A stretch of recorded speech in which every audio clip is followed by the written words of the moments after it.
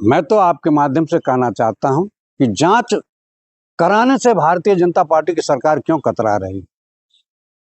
जब कोई व्यक्ति एक विपक्ष का प्रमुख प्रवक्ता बोल रहा है कि उनके पत्नी के नाम से 3-3 पासपोर्ट है और डंके की चोट पर वो आदमी आरोप लगा रहा है, कागजात दिखा रहा है, कागजात मीडिया के लोगों को उन्होंने दिखाया, तो उसमें जांच कराने से आप भाग क्यों रहे हैं? इसका मतलब है कि दाल काली नहीं, पूरी दाल काली है और उनके पत्नी के नाम से पासपोर्ट है। लेकिन आप लगातार दावा कर रहे हैं, पवन खेरा जी कांग्रेस पार्टी दावा कर रही है, लेकिन इस बात को लेकर के हिमंत बिश्व शर्मा चैलेंज कर रहे, कह रहे हम इसको कोर्ट में देखूंगा, असम के जेलों में घसीट कर लाऊंगा।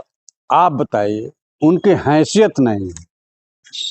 जनता ने मन बना लिया है और वहां भारतीय जनता पार्टी की सरकार जा रही है, असम में निश्चित रूप से जा रही है। देखिए, जनता अपने वोट के चोट के बल पर सरकार बनाती है और सरकार बिगाड़ती है। तो जितना इन्होंने शोषण किया है, जितना इन्होंने लूटपाट किया है, जितना उन्होंने चाय बगान की जमीन को कब्जा किया है, तो सर्वविदित है। असम की जनता जानती है, असम की भोली भाली जनता है, ईमानदार जनता है और इनके छलावे को पूरी तरह से जान रही है। इनको नाको चना चबाना पड़ा है अब की चुनाव में। जवाब देते देते बौखला करके एक प्रदेश का, जो सुलझा हुआ प्रदेश है, जो समझदारों का प्रदेश है, जहाँ की भोली भाली जनता है, उस प्रदेश का मुख्यमंत्री किसी व्यक्ति के ऊपर कितनी भद्दी टिप्पणियां करता है। लेकिन वो लगातार कह रहा है, जब से हमारी सरकार असम में बनी है, जब से मैं मुख्यमंत्री पद संभाला हूं, तब से असम को एक लेवल पर लेकर के गया हूं, चाहे चाय के बागान की बात हो या फिर यहाँ पर जो है इंडस्ट्री की बात हो, रोजगार की बात हो। एक बात आप बताइए, यह विगत गौरव गोगोई के पिता के मंत्रिमंडल में मंत्री रहे हैं, कैबिनेट मंत्री रहे हैं, क्या इन्होंने कोई विकास गोगोई साहब के जमाने में नहीं हुआ था?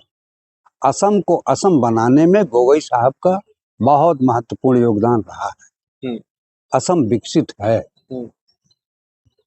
असम को लूटने का काम यदि किसी ने किया है तो हेमंत बिश्व शर्मा ने किया है। लेकिन वो तो कह रहे, जब से भारतीय जनता पार्टी के साथ में आया हूं, जब से यहाँ पर सरकार में आया हूं, तब से नरेंद्र मोदी जी के साथ आकर के हमने यहाँ पर लगातार लोगों को बढ़ावा दिया। देखिए, नरेंद्र मोदी बहुत बड़े चालाक और धूर्त राजनीतिक है। यह कांटे से कांटा निकालना जानते हैं।